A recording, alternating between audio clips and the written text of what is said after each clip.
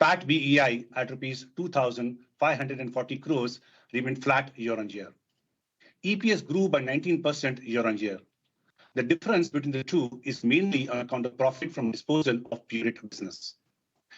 During the quarter, we continued our journey of sharply executing the three pillars of our strategy: focus, excel, and accelerate, while steadfastly upholding our foundational pillars of sustainability and culture.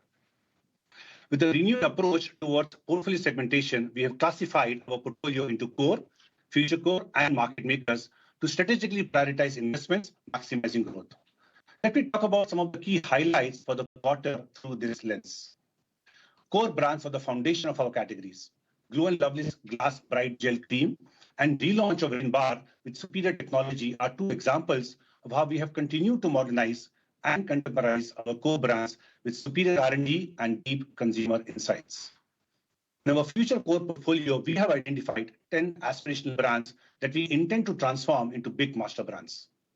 Taking the example of Dove Scalp Plus Hair Therapy and Serum Shower Collection, both have been co-created with dermas to bring pioneering hair and skincare benefits for consumers.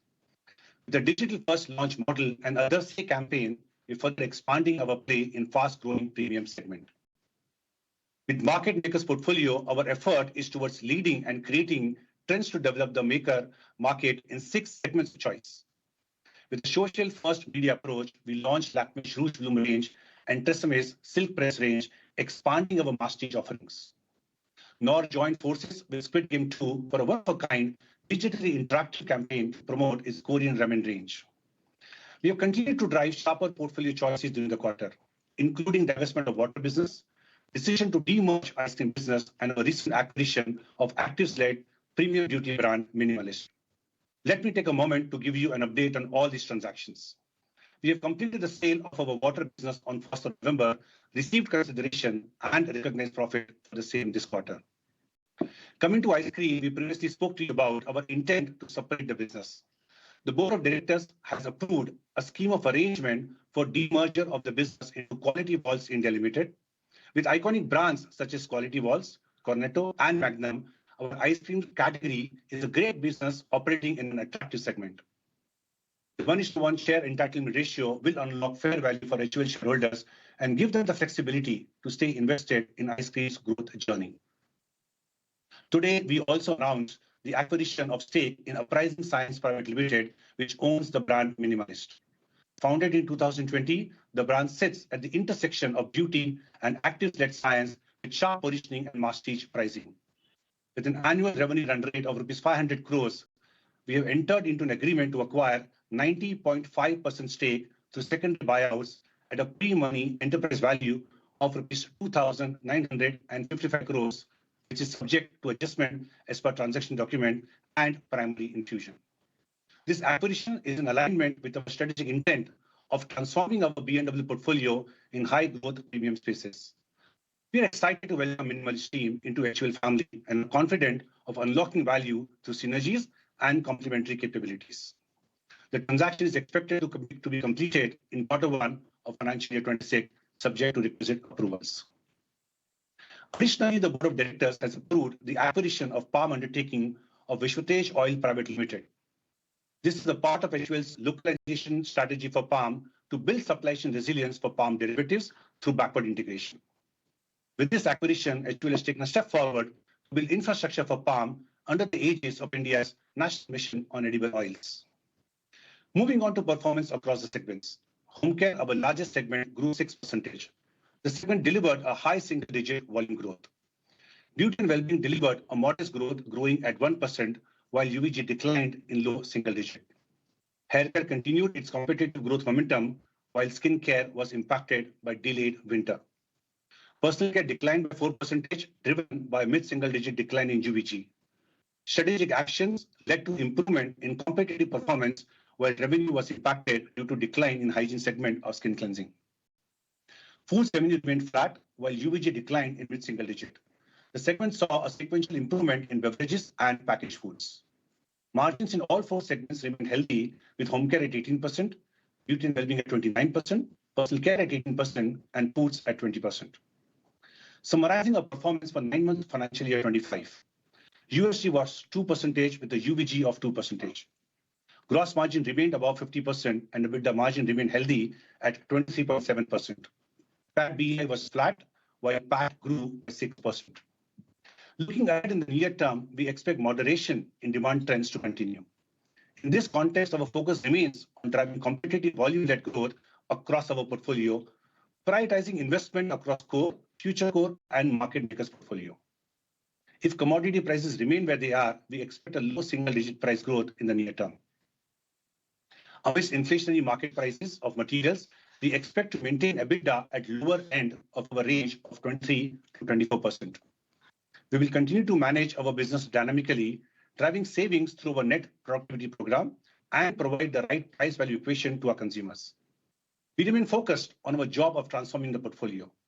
The mid to long-term opportunities in the FMCG industry is immense.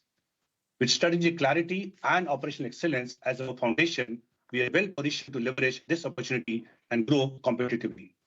With this, I complete my prepared remarks and we can now take questions. Thank you, Ritesh. Shilpa, would you like to ask the first question? We'll come to you, Sesa. Shilpa.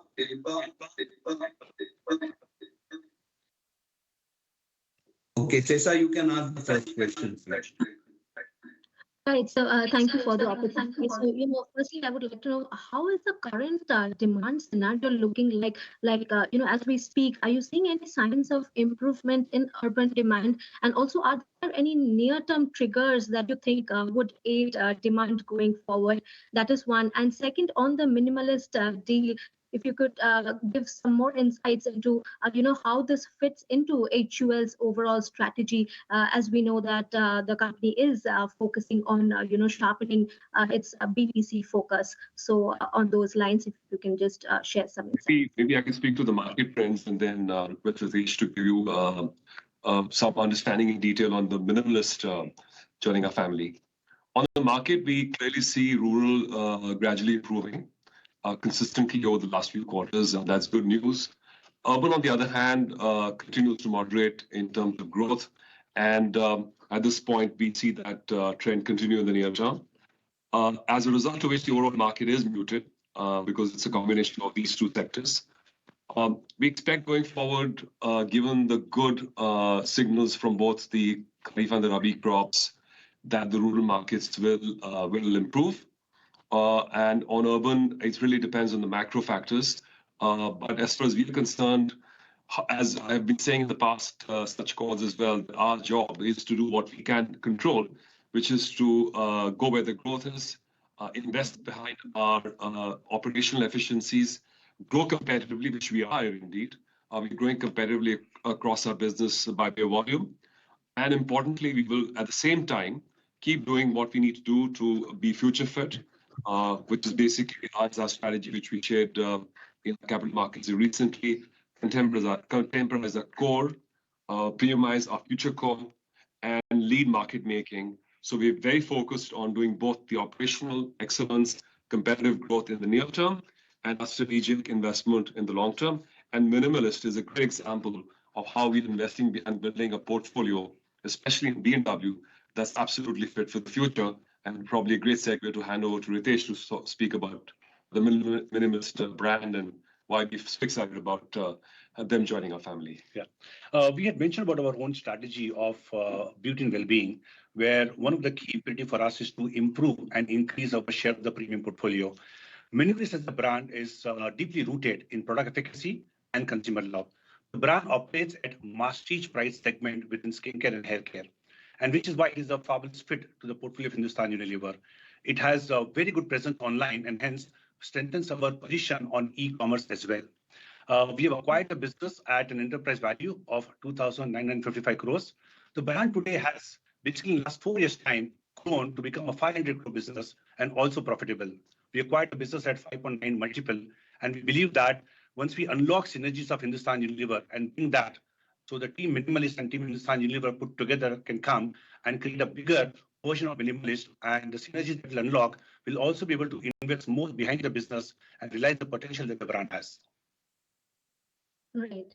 And if I can just squeeze one more in, with the rise of quick commerce, as a preferred channel, what is the percentage of your sales coming from e-commerce, and also how much of that is contributed, from quick commerce? As I mentioned before, e-commerce obviously continues to grow faster than rest of our business. Still, it's below double-digit contribution at the moment to our business. Within that, quick commerce is indeed growing faster. And I will not be able to share with you the exact share of that, but it is clearly increasing its contribution to the total e-commerce business in our case. We are very mindful of our models, where we have a very clear intentional strategy of differentiated assortment by channel. We serve an omni-channel consumer who's shopping for different shopping missions.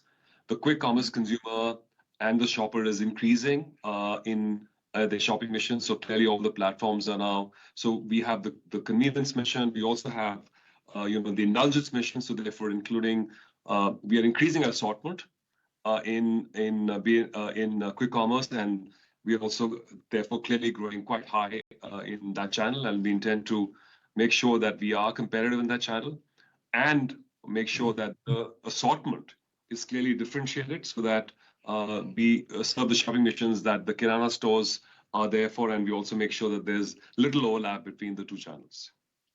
All right. Thank you so much. I'll Thank get back you. in the queue. Thank you, Setash. Shilpa, would you like to ask the next question? Yes. Hi, gentlemen, can you hear me? We can. Yes. Hi, good evening. Congratulations on the acquisition also of Minimalist. Just at the risk of a little bit of repetition, I just want to come back to talk about what are we looking at going ahead in terms of urban demand? The numbers suggest that the situation has not really improved a lot. How are we supposed to now look at the entire demand scenario going forward? And a little bit, if you could touch upon rural as well, and also in terms of inflation, I believe some price hikes were taken in soaps and the tea portfolio. How much more of price hikes can we expect going forward? And also, if you could, give us a little more lowdown on how on the ice cream business separation, and also any timeline, if you could share with us on the listing and all of that. So I'll speak to the market, and Ritesh will take the questions on pricing, inflation, and ice cream. On the market, first of all, I know we are reacting to a quarterly trend, even an in-year trend, but let's not first of all forget that we are in a very exciting consumer market of the decade. The per capita consumption across all our categories are extremely low. When you look back from a more of a wider lens, we can clearly see all categories that we compete in and build are going to grow exponentially 3 to 4 times. Take any market which is in our neighborhood, we're going to see growth there. Now, in the near term, there'll always be fluctuations, and no line of growth is stable or clearly predictable. At this point, I mean, a year or two back, we were talking about how rural was compressed, but obviously rural coming back. It's consistent, it's gradual, but it's consistent growth. We expect also that the future signals in terms of the monsoon and all of the signals we pick up from the rural are good. But at the same time, urban that was carrying the was doing the heavy lifting of growth for the last few quarters is compressed and is muted. But we should not, try and extend this beyond what we can see in the near term, which is maybe a quarter or two. But I think we, as a leading company in serving our consumers, our job is to invest for the future, do what's right for our consumers. If you like this video, then like, share, and subscribe to ET Now.